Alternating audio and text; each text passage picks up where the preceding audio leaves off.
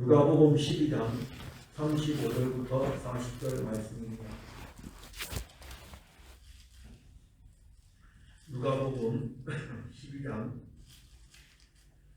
35절부터 40절까지의 말씀을 공독해 드리겠습니다. 허리에 띠를 띠고 등불을 켜고 서 있으라. 너희는 마치 그 주인이 혼인집에서 돌아와 문을 두드리면 곧 열어주려고 기다리는 사람과 같이 되라. 주인이 와서 깨어있는 것을 보면 그 종들은 복이 있으리로다.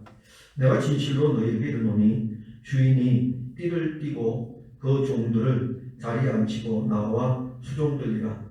주인이 혹 이경이나 혹 상경에 이르러서도 종들이 그같이 하고 있는 것을 보면 그 종들은 복이 있으리로다. 너희도 아는 바니 집주인이 만일 도둑이 어느 때에 이를 줄 알았더라면 그 집을 뚫지 못하게 하였으리라. 그러므로 너희도 준비하고 있으라. 생각하지 않은 때에 인자가 오리라 하시니라. 아멘. 예수님의 말씀이 사실 이 누가복음 12장이 쭉 연결이 되어지죠. 수만 명의 무리들이 밟힐 만큼 되었습니다. 예수님에게로 몰려들었고 예수님이 먼저 제자들에게 말씀을 하십니다. 그리고 난 다음에 무리 중에 한 사람이 예수님에게 자기 형의 유산을 자기 아버지로부터 받은 유산을 나누어 줄 것을 예수님에게 요청하죠. 형에게 좀 이야기 좀 해달라고. 이러한 말씀을 통해 가지고 예수님은 제자들에게 생명에 대해서 말씀하고 있고 생명의 소중함에 대해서 말씀하고 있습니다. 그리고 그 생명으로 먹이고 입히시는 분이 또 예수님인 것을 계속해서 증거를 합니다. 그래서 이제 우리가 지난주까지 보았던 내용은 예수님은 제자들에게 사실 보물 그 자체입니다. 최고의 보물이에요. 제자들에게만 최고의 보물이 아니라 우리들에게도 예수님은 최고의 보물입니다. 그럼에도 불구하고 누가복음 12장이 지금 기록되고 있기 때문에 여전히 이 복음서가 다 실질적으로는 이 복음서는 이미 예수님 승천하시고 난 다음에 기록되는 것이고 이 복음서의 안에 있는 이 내용의 흐름들은요 아직은 십자가의 사건까지 가지 않았고 부활의 사건도 이르지 않았고 오순절 성령도 임하지 않았기 때문에 이 말씀을 듣고 있는 제자들의 신앙은 견고하지 못하다는 것입니다.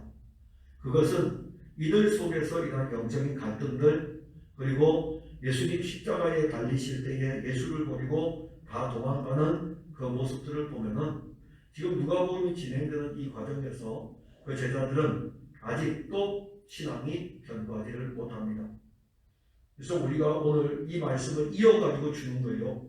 주면서 우리는 이제 단락으로 떨어뜨려 놨지만은 그 너희 보물이 있는 곳에 너희 마음도 있느니라. 허리에 띠를 띠고 등불을 켜고 서 있으라. 이렇게 이제 말씀이 이어져 가죠. 가장 중요한 보물 예수 그리스도를 가진 성도들은 실질적으로 여기에서는 예수님께서 지금 오셨고 그리스도가 오신 것이고 그리고 이제 육신을 입으신 이 그리스도가 승천하시고 난 이후에 다시 오실 것에 대해서도 이 본문에서는 언급을 합니다. 중요한 것은 우리가 보물이신 예수 그리스도를 가지고 있기 때문에 영적인 것들을 항상 중요하게 여겨야 되고 그리고 또 그리스도 예수에게 초점을 맞춰야 되고 그러면 이제 결국 그리스도 예수에게 초점을 맞춘다면 오늘 본문을 보게 되면 주께서 재림하신다면은 그 재림의 때에 우리의 모든 관심이 또 거기에 가 있어야 됩니다. 오늘 35절에 보면 허리에 띠를 띠고 등불을 켜고 서 있으라. 이 말씀은 분명 36절을 연결해 가지고 말씀을 풀어주는 것입니다. 너희는 마치 그 주인이 혼인집에서 돌아와 문을 두드리면 곧 열어주려고 기다리는 사람과 같이 되라.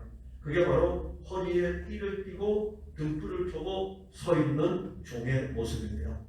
즉 다시 말하자면 예수님은 지금 자신을 주인으로 이야기하고 있고 비유하고 있고 그리고 제자들을 종으로 비유합니다. 그럼 이제 이 종들은 오늘 36절에 보게 되면은 주인을 위해서 늘 준비되어져 있는 사람들입니다. 근데 이 주인이 혼인집에 갔어요. 그러니까 혼인집에서 잔치를 즐기는데 유대인의 잔치는 뭐 일주일도 하니까는 실질적으로 언제 집으로 오실지는 모릅니다. 근데 주인이 갔대 내가 몇 시경에 올게 이렇게 하면 좋은데 혼인집에서 주인은 그런 이야기 안 합니다. 그냥 갔다 온다고 해서 나가면은 자 혼인집에 가 있으면은 우리 주인이 혼인집에 갔다. 그리고 그때부터 종들은 사실 비상이에요. 주인이 오늘 언제 올지 아니면 이틀 뒤에 올지 3일 뒤에 올지 이 잔치집에서 얼마를 머물다가 올지 모르기 때문에 종들에게는 사실 비상입니다. 근데 주인이 혼인집에 가가지고 잔치를 즐기다가 돌아왔을 때에 예수님 지금 하시는 말씀입니다. 즉시 문을 열어주어야 된다. 이렇게 말씀하는 거예요. 그러니까 대기 상태죠. 그러려면 허리에 띠를 띠고 등불을 켜고 늘 서서 대기 상태에 있는 걸 주인이 오면은 바로 문을 열어줄 수 있도록. 그래서 종은 주인이 혼인잔치에 가게 되면은 항상 이 주인을 기다려야 합니다. 그러면서 말씀을 이어가기를 주인이 돌아왔을 적에 이러한 종의 모습을 보면은 종이 깨어있는 거잖아요. 허리에 띠를 띠고 오직 누구를 기다립니까? 주인만 기다리는 거예요. 다른 건 필요 없어요. 그냥 내 주인이 지금 혼인집에 갔으니까는 언제 올지 모르기 때문에 늘 이 지금 옷도 풀르지 못하고 늘 하던 대로 주인을 기다리면서 준비하고 있습니다. 이 종에 대해서 예수님은 비유로 말씀하실 때에 이 종이 복을 받지 않겠느냐 이렇게 말씀을 하십니다. 그리고 종이 받을 복에 대해서 37절에 이렇게 기록합니다. 내가 진실로 너희에게 이르노니 주인이 띠를 띠고 그 종들을 자리에 앉히고 나와 수종들이라. 자, 이 말씀은 이해할 수 없는 말씀이에요. 우리는 지금 문화적인 차이로 인해 가지고 이 말씀 자체도 이해하지 못하고 그 다음에 종과 주인 사이에서도 이해할 수 없는 말씀입니다. 원래 그 종이 하는 일이 여러 가지가 있는데 주인이 밖에 나갔다가 들어오면 주인에게 물을 떠줘야 되고 수건을 준비하고 있어야 되고 주인의 손과 발을 씻겨주는 게 종이 그냥 당연히 하는 일이에요. 종은 항상 주인이 나갔다 오는 것에 신경을 써야 됩니다. 근데 혼인집의 비유를 들어가지고 주인이 갔다가 언제 올지 모르지만은 와보니까는 자기 종이 허리에 띠를 띠고 등불을 칵 들고 주인이 오기를 기다리고 있는 거예요. 그리고 주인이 오는 걸 보고 문을 딱 열어주면 주인은 뭐 문 두드릴 필요도 없이 문이 열려지니까 그냥 들어오는 거예요. 그럴 때에 예수님 비유를 하면서 그러면 이 종은 참 복이 있는 종인데 이 복이 있다는 것을 말씀할 때에 주인이 이제는 띠를 띠고 종들을 자리에 앉히고 나와가지고 종들을 수종될 것이다 이렇게 말씀한 거예요. 유대인이 지금 이 말씀을 받는 제자들은 그런 일이 설마 어떻게 일어납니까? 왜냐하면 종은 종일 뿐이잖아요. 종은 늘 하는 일이 자기 주인 나갔다 들어오면 그 일을 하는 게 종이에요. 그리고 주인은 종이 그렇게 하는 것에 대해서 미안해하거나 그럴 필요도 없어요. 너는 나를 위해서 그렇게 존재하는 거기 때문에 당연히 그렇게 해야 된다고 생각을 하는데 지금 이렇게 하는 종에 대해서 비유로 말씀하시면서 복이 있다 이렇게 하면서 오늘 거꾸로 지금 이야기합니다. 그러면 복이 있다는 의미가 뭡니까? 주인이 종의 모습을 갖고 허리에 띠를 띠고 그리고 이 종은 주인이 앉는 자리에 앉게 해가지고 그리고 이 주인이 종의 발을 씻기는 것입니다. 수종을 드는 거죠. 주인이 수종을 든다. 그런데 유대인 사회에서는 그런 일은 없어요. 근데 우리 예수님은 그렇게 하셔요. 예수님은 그렇게 하셔요. 그래서 예수님은 정말 자기 제자들에게 이 제자들의 발을 씻깁니다. 자, 이 예수님이 제자들의 발을 씻기는데 주인이시잖아요. 주인인데 허리에 띠를 두르고 그 다음에 제자들을 다 앉혀놓고 제자들의 발을 씻깁니다. 근데 그때의 그 종들은 어땠을까요? 그때의 그 종들은 주인이 올 때까지 이렇게 기다리고 있다가 주인을 맞이해가지고 주인이 해주는 그런 종일까요? 아니에요. 그때까지만 하던 그의 종들은요, 예수님을 따라다녔던 예수님의 제자들, 그 종들은 거기까지 가지도 못해요. 왜냐하면 아직도 그들이 그리스도를 따라간다고 하지만은 여전히 자기 의가 강해요. 그래서 높아지려고 하는 마음도 강하고 육신적인 것들도 많이 남아있고, 그래서 예수님 십자가를 지려가는 그 의미를 모르고 예수님 죽으시면 안 된다고 막 혈기가 앞에 서기도 하고 그런 사람들이에요. 그럼에도 불구하고 예수님은 그들의 발을 씻겨주십니다. 여기에는 우리 예수님께서 벌써 십자가의 사건 너머에서 이들이 감당해야 될 일을 알고 있기 때문에 육신을 입으신 예수님께서 그 육신을 입은 그 상태로 제자들의 발을 씻겨주시는 거죠. 엄청난 은혜거든요. 만약 예수님께서 이 말씀만 하고 그냥 떠나셔 보세요. 그 의미를 제자들은 모르죠. 물론 성령이 알게 하시겠지만은, 그러나 성령이 오시기 전에 실질적으로 주인이신 그리스도께서 종의 발을 씻겨주셨어요. 베드로는 나중에 예수님, 주님이 어떻게, 주님께서 어떻게 내 발을 씻기십니까? 라고 하면서 나는 그거 못합니다. 라고 하니까는, 그러면 너는 나하고 상관없다. 그러니까 내 몸까지 다 씻겨달라고 하지 않습니까? 우리의 모습이에요, 그게. 우리의 모습. 정말 주인이 나의 발을 씻겨주신다. 참 주인이 내 발을 씻겨주신다는 그 의미가 어떤 것이냐면은, 복이 있다라고 하는 이 말씀과 연결되기 때문에 최고의 복입니다. 오늘날 성도들은 너무 물질적이에요. 물질적이기 때문에 예수 믿고 복 받았다 그러면은 다 어디로 연결합니까? 돈으로 연결하고, 자식으로 연결하고, 권력으로 연결하고. 그래서 그것이 잘 풀려가면 복 받은 거예요. 근데 성경이 우리에게 증거해주는 복은 그것이 아니라 그리스도 그분이셔요. 그리스도 그분이셔요. 그리고 그분이 우리를 섬겨준다는 이 자체는 최고의 복입니다. 만왕의 왕이십니다. 하나님의 아들이십니다.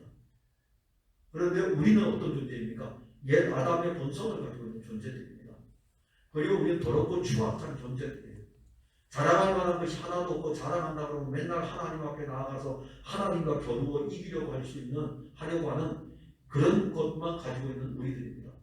그런데 만왕의 왕이신 하나님의 아들이 육신을 입고 이제는 그의 영으로 우리의 발을 씻겨주시는 것은 우리가 가진 최고의 복입니다. 그러니까 그리스도 예수로부터 씻겨짐의 은혜가 정말 많아요. 늘 씻겨짐의 은혜. 그 피가 우리를 씻겨주었어요. 그리고 매일매일마다 주 예수님이 그 은혜의 담비로 우리를 계속 씻겨주신다면 이것이 바로 최고의 복입니다. 예수님은 주인임에도 불구하고 종들의 수종드는 것을 본문 35절에 허리에 띠를 띠고 등불을 켜고 서 있는 이 말씀, 허리에 띠를 띠고 등불을 켜고 서 있으라, 제자들에게 지금 하신 말씀이에요. 그러면 내가 너희들에게 보상을 해줄 것이다. 근데 그 보상이 어떤 보상이라고요? 내가 너희들의 발을 씻겨주겠다. 너희들이 이제 주인이 된다. 바꿔지는 거죠. 최고의 보상. 그리스도로 보상해 주는 거. 그러니까 우리 신앙에 그리스도가 당신 자신으로 우리에게 보상해 주는 것이 최고의 보상입니다. 생각해보세요. 그리스도 예수로 우리에게 다 줘보세요. 이 세상 어떤 것이 부럽겠습니까? 여러분들 예수 믿으면 주님의 나라에 이를 때의 최고의 보상은 무엇이라고 생각하십니까? 저는 최고의 보상이 주의 나라에 이를 때 모르겠어요, 저는. 근데 이제 하나님의 말씀을 풀어가다 보면은 여러 가지들의 이제 학자들의 주장들도 나오고 그러는데, 그냥 저는 고린도전서 13장을 좋아하는 것 중에 하나인데, 사랑 때문에 좋아하는 게 아니고, 그날에는 얼굴과 얼굴을 대면하여 볼 것이로 굉장히 은혜스럽더라고요. 그날에는 얼굴과 얼굴을 대면하여 본다. 그것도 은혜스러운데, 얼굴과 얼굴을 대면하여 볼 때에 그분이 내 발을 씻어주시고, 이 땅에서 복음 전파를 위해서 걸었던 내 발을 씻어주시고, 사랑을 행했던 이 손을 씻어주시고 한번 상상해 보세요. 그걸 그리스도 때문에 영적으로 긴장하고 서 있는 거. 제가 오늘 호소대에 가가지고 영상 설교 2개를 촬영을 하고 왔는데 어제부터 설교가 안 잡혀가지고 정말 힘들더라고요. 2편을 작성을 해야 되는데 정말 힘들더라고요. 그리고 새벽기도 마치고 바로 올라가가지고 2편의 설교를 이제 타이핑을 했어요. 그리고 가져갔어요. 제가 이제 거기 있는 이제 교목들하고 같이 이야기하면서 정말 힘들다고. 내가 제일 설교하기 힘든 그룹 중에 하나가 예수 안 믿는 대학생입니다. 저는 우리 교회 성도들하고 이 하나님의 말씀을 전하는 것이 습관이 되어 있는 것이 참 행복하더라고요. 어느 본문을 가지든지 간에 그리스도를 가지고 풍성하게 이렇게 작성을 할 수 있으니까는 그게 영적으로 저에게는 좋은 습관이 되어 있어요. 근데 이제 대학교 측에서 뭘 요구하냐면 순수한 액면 그대로의 복음은 애들이 막 거부를 해버리니까는 여기에 대해서 어떻게 잘 소화를 시켜가지고 해줘야 돼. 이게 더 힘든 거예요. 그래서 제가 오늘도 그 교목 그 몇 분하고 이야기하면서 정말 힘들다고. 근데 그런 이야기를 했어요. 그래서 제가 영적 긴장 상태다. 그래도 올라와가지고 수요일에 준비를 했는데 늘 목회자도 허리에 띠를 띠고 등불을 켜고 복음의 긴장감을 가지고 사역을 하는 거죠. 그러나 좋아요. 왜냐하면 그리스도 그분이 계시니까. 여러분들의 신앙의 생활도 항상 허리띠를 띠고 등불을 켜고 서 있는 것입니다. 지금 여러분들 허리띠를 띠고 등불을 켜고 서 있는 거예요. 주인을 기다리는 종의 자세죠. 내 주인이 언제 나온다. 그러니까 우리가 매일마다 우리 주인이신 그리스도가 오기를 갈망하는 거예요. 막 영적으로 긴장하면서. 그게 행복하지 않겠습니까? 세상을 살아가는데 세상 때문에 막 긴장하고 있는 것보다야 그리스도 예수께서 오늘도 내게 주신 은혜로 말미암은 그 어떤 영적 긴장감. 그러면서 오늘 본문의 시간적으로 보게 되면 시간적으로 또 본문에서 38절에 보게 되면 2경과 3경. 참 우리가 구약 성경에 보게 되고 복음서에 보게 되면 6시, 9시 뭐 이런 표현도 나오지만 2경과 3경 이런 표현돼요. 이건 구약 시대에 많이 쓰이는 시간 개념인데 2경이라고 하는 것은 10시부터 새벽 2시까지입니다. 3경은요 새벽 2시부터 해 뜰 때까지. 그리고 2경과 3경이면 10시부터 해가 뜰 때까지 주인이 언제 오나 꼬박 밤새는 것을 이야기해요. 상상해 보세요. 허리에 띠를 띠고 등불을 켜고 주인이 언제 올지 모르니까 막 긴장감 가운데 있잖아요. 근데 이게 밤 10시부터 시작해가지고 해가 뜰 때까지 그냥 그런 상태로 주인을 기다리는 것입니다. 밤을 세우는 거죠. 그렇다면 이 비유에 대해서는 제자들이 예수님에게 다시 물어봐요. 다음 주에 볼 것입니다. 이 비유가 무엇입니까? 라고 물어봐요. 그래서 이 비유에 대해서 또 다음 주에 또 보게 되지만 아무튼 이 종은 주인을 위해서 밤을 세우는 것을 알 수가 있습니다. 왜 종은 주인을 위해서 밤을 세워야 할까요? 주인이 아직 오지 않았기 때문입니다. 주인이 아직 오지 않았기 때문에. 우리의 주인이 누굽니까? 예수 그리스도. 그분은 그의 영으로 우리 안에 와 계십니다. 자, 그의 안에 우리 안에 와 계시지만 또 한면에서는 우리는 그 주인이 늘 우리 안에 오시기를 이렇게 밤 10시부터 해가 뜰 때까지 허리에 띠를 띠고 등불을 켜고 그를 기다리는 영적인 자세가 있어야 됩니다. 근데 오늘날은 내 안에 그리스도가 계신데 라고 하면서 영적으로 깨어있는 모습이 참 없어요. 찾아보기 힘듭니다. 우리가 오늘이라도 밤 10시부터 아침 해 뜰 때까지, 해가 뜰 때까지 그리스도가 오기를, 내 주인이 오기를 기다린다.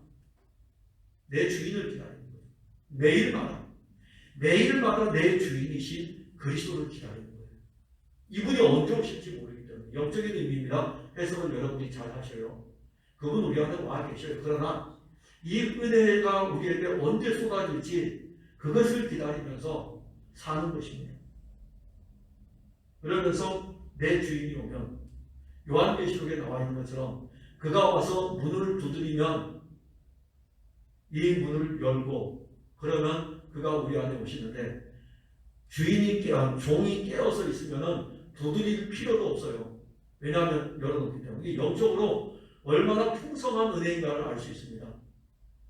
영적으로 깊은 잠에 자는 사람은 늘 와서 두드려야 돼요. 내가 왔어. 문 좀 열어.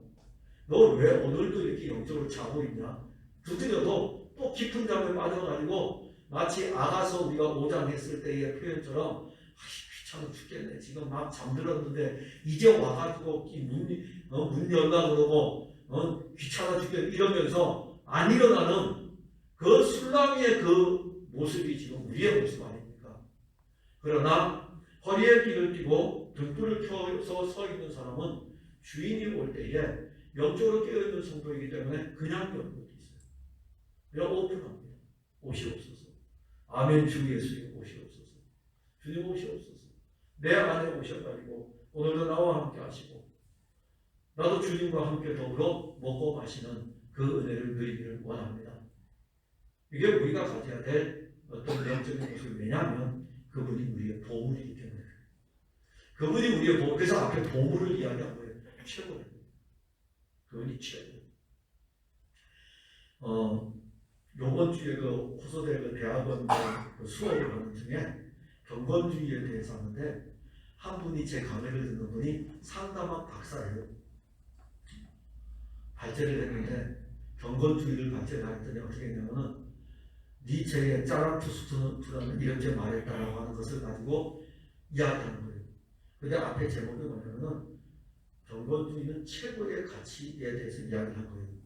근데 풀어가는 것은 상담에 대한 것에 최고의 가치를 풀어가는데 사실은 인간은 어떤 면에서 최고의 가치를 추구할 수 없다는 것을 그래서 설명을 한 거예요.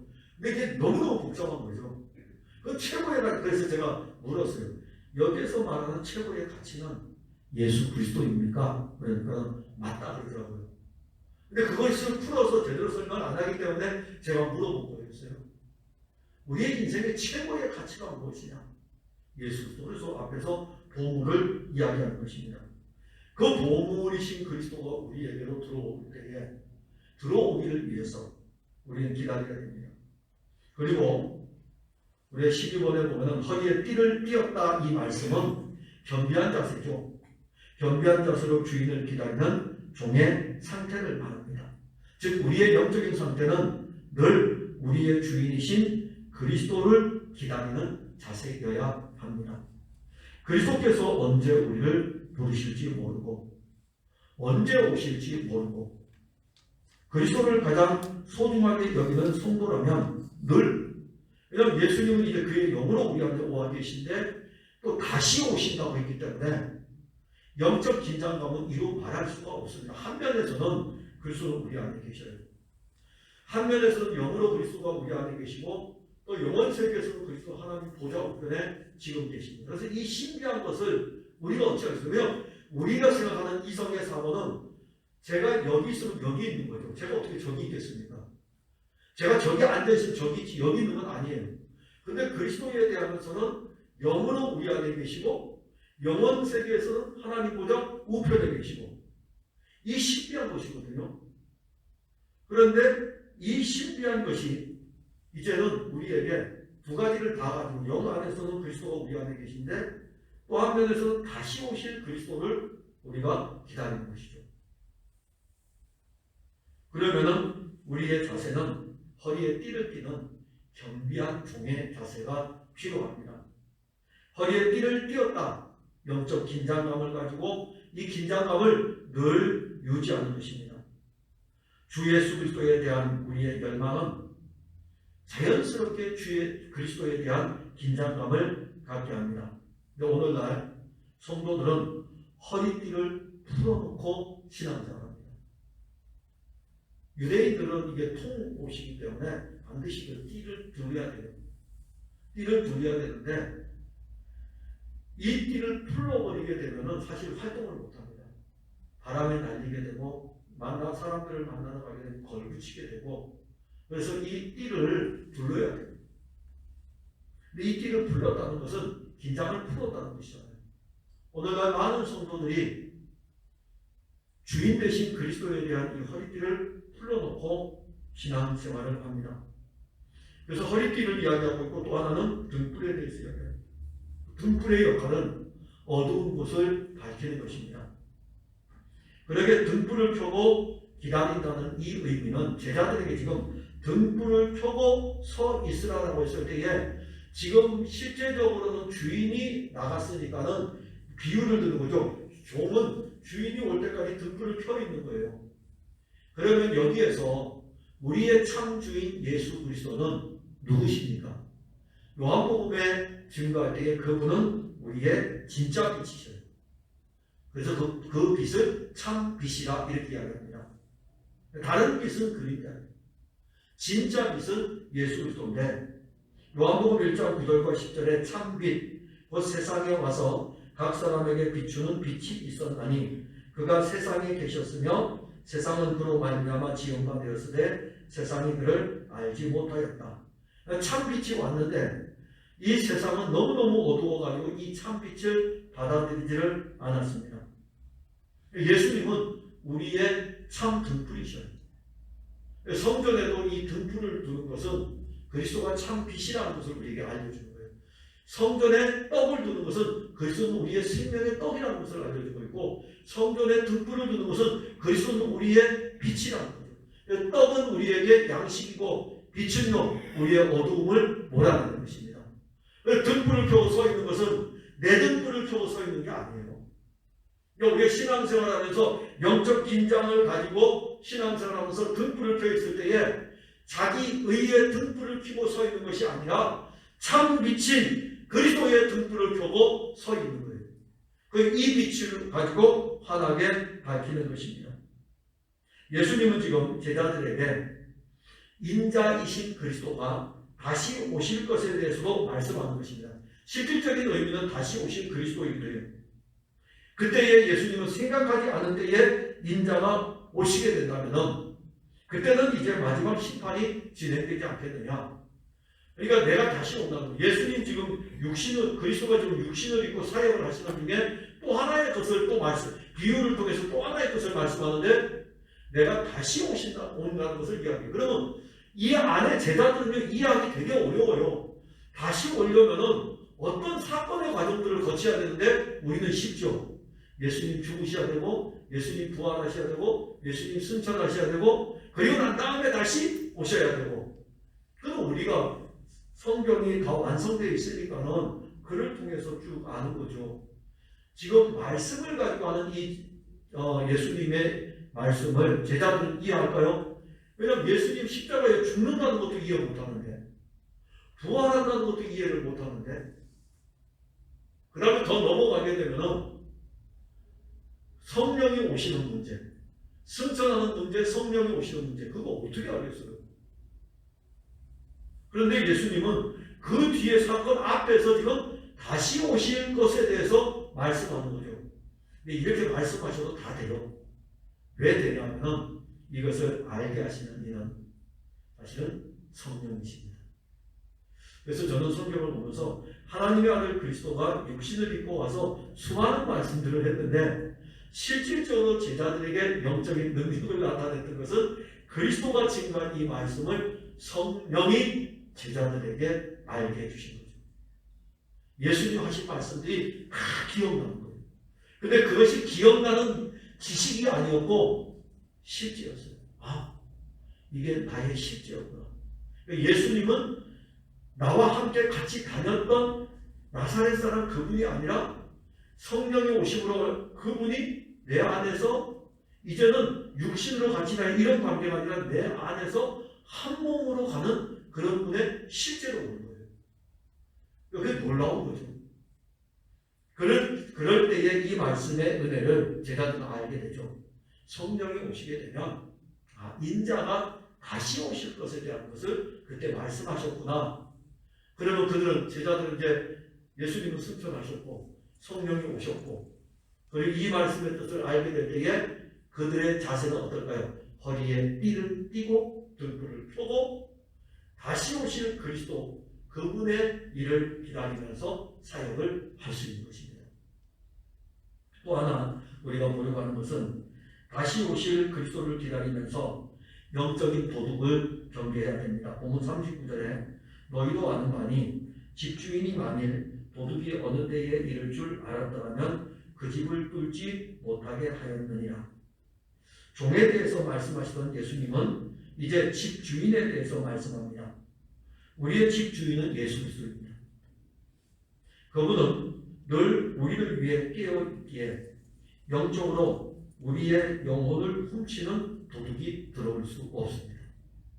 우리는 늘 자요. 우리는 늘 잡니다. 겟세마네 동산에서 또 자고요. 우리 피곤해가지고 잘 수밖에 없어요. 그런데 졸지도 아니하시고 주무시지도 아니하시는 분이 계셔요. 늘 깨어있는 분이 계셔요. 밤 10시부터 아침 동틀 때까지 늘 깨어있는 분이 계셔요. 그분이 바로 여호와 우리 하나님 예수 그리스도, 그분이 늘 깨어 계십니다. 그러니까는 우리에게 구원의 은혜를 주시고 하늘의 신령한 모든 것들을 주고 또 성령으로 그리스도를 우리에게 주었는데 사탄이 몰래 와가지고 우리의 영혼 안에 있는 신령한 것들을 도둑질하여 가려고 하는데 우리는 자고 있는데 그리스도는 주무시지 않고 우리를 지켜주시는 거예요. 그래서 우리 믿음이 안전보장이에요. 우리 믿음의 안전보장은 우리의 행위에 있는 것이 아닙니다. 믿음도 성령으로 말미암아 우리가 알게 됐고 가진 것을, 또 하나는 우리가 가진 이 믿음도 지켜줄 수 있는 것도 내 행위에 있는 것이 아니라 그리스도께서 우리의 믿음을 누구도 도둑질해가지 못하도록 지켜주시기 때문입니다. 그래서 그 말씀을 하면서 예수님이 계속 말씀을 이어갑니다. 그런데 이제 우리가 바리새인들과 같은 자기 의로 신앙생활을 하는 사람들은 누가 지켜야 됩니까? 자기가 지켜야 돼요. 자기가 자기 구원을 지켜야 돼요. 자기가 자기 의를 지켜야 돼요. 이거 얼마나 피곤하겠습니까? 이건 빼앗기는 거예요. 왜냐하면 나도 지킬 수가 없거든요. 그러니까 바리새인들은 늘 그래서 불안합니다. 그러니까 자기 행위로 구원에 이르는 사람은 구원의 은혜를 알지 못하기 때문에 늘 구원이 불안합니다. 그러나 성령으로 말미암아 우리에게 그리스도가 오시고 우리의 집주인이 되셔가지고 졸지도 아니하고 주무시도 아니하면서 우리의 믿음을 그분이 지키고 있는 이상 여러분들은 잠깐 조셔도 됩니다. 잠깐 주무셔도 됩니다. 예수님께서 우리에게 얼마나 안식을 주기를 원하시는 분이신데, 그래서 주님이 사랑하는 성도는, 주님이 사랑하는 자에게는 잠을 주신다는데 이 잠은 안식입니다. 평안입니다. 우리 평안해도 돼요. 왜냐하면 우리 주인이 싸워주실 것이니까. 그게 우리가 가진 신앙의 힘입니다. 우리가 영적인 것들을 도둑질 당하지 않으려면 우리의 집주인이신 예수 그리스도께서 우리를 지켜주시는 것을 알면 돼요. 믿으시면 돼요. 여기서 우리 다른 거 할 필요 없어요. 그냥 믿으시면 돼요. 그분이 우리를 지켜주신다. 그리고 우리는 이제 여기서 더 나아가 생각지 않은 때 오실 예수 그리스도를 기다려야 됩니다. 생각지 않은 때 그분이 오신다고 했으니까 우리는 그분을 기다리는 영적인 자세가 필요합니다. 예수께서 다시 오십니다. 그러나 많은 그리스도인들은 자기들의 영적인 것들을 도둑맞은 상태에서, 사실 이건 그리스도인이라는 표현을 쓰기는 좀 어려워요. 교회를 다니는 사람들이 자기 의와 자기 열심으로 자기 안에 있는 많은 것들을 받았었는데 자기가 지키려고 하니까 도둑질 당해요. 그러나 우리 안에 그리스도가 지켜주시고 그리스도가 우리의 보물이시고 그리고 우리가 하여금 다시 오실 그리스도를 우리가 하여금 또 바라보게 하시니까는 그 모든 것이 나와 그리스도와의 관계 속에서 떨어질 수 없는 관계로 깨어있고 등불을, 허리에 띠를 띠고 등불을 켜고 서 있는 이 자체가 피곤한 것이 아니고 너무너무 기쁘고 행복하다는 것을 알게 됩니다.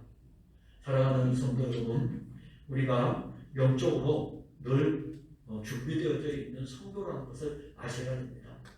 준비하지 마세요. 여러분들이 이미 준비되어져 있어요. 그리고 우리가 사모하는 분은 그리스도 예수고 그분이 우리의 최고의 복이고 또 그분이 우리의 믿음도 지켜주시고 또한 우리는 또 그분을 기다리고 있고 이런 상호 관계 속에서 우리는 주의 은혜로 하루하루를 살아가는 것입니다. 그래서 그 은혜로 여러분들 사는 삶에 그리스도와의 관계 속에서 풍성, 행복, 그리고 영적인 긴장 이런 은혜가 넘치기를 바랍니다. 기도하겠습니다. 하나님 은혜를 감사합니다. 우리가 주 예수 그리스도께서 다시 오심을 알고 그러면서 또 한면에서는 우리 안에 계시면서 우리의 신앙을 붙들어 주심을 또한 압니다. 그 어떤 세력도 우리 안에 있는 신령한 것들을 빼앗아갈 수 없습니다. 예수 그리스도께서 오늘도 졸지도 아니하시고 주무시지도 아니하시면서 우리의 믿음도 지켜주시고 또 우리에게 주신 예수 그리스도의 모든 풍성한 것들 그 보물도 지켜주십니다. 우리 깨어서 또 그리스도를 바라봅니다. 주께서 다시 오신다고 약속하신 그 약속의 말씀을 붙들고 우리는 믿음 생활합니다. 즐거운 영적인 긴장 관계입니다. 그리고 이 즐거운 영적인 긴장 관계 속에서 우리의 신앙은 더욱더 장성하여 갈 것입니다. 모든 성도들이 그리스도와의 이 긴장 관계 속에서 그리스도의 생명이 넘치게 하옵소서. 예수님 이름으로 기도하옵나이다. 아멘.